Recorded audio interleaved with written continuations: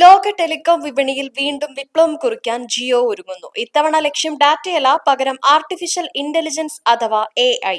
ബാഴ്സലോണയിൽ നടന്ന mobile world കോൺഗ്രസിലാണ് Jio platforms group CEO Mathew Oommen ഈ നിർണായക പ്രഖ്യാപനം നടത്തിയത്.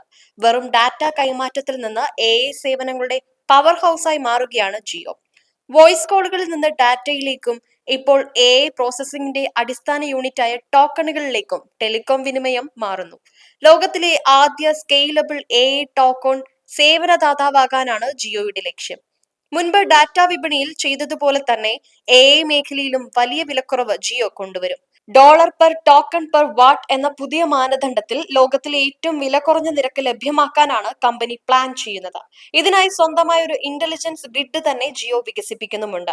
ഏകദേശം $3 ട്രില്യൺ നിക്ഷേപം പ്രതീക്ഷിക്കുന്ന AI മേഖലയിൽ ഇന്ത്യയെ ലോകത്തിന്റെ ബാക്ക് ഓഫീസ് ആക്കി മാറ്റുക എന്നതാണ് ജിയോയുടെ ദീർഘകാല ലക്ഷ്യം.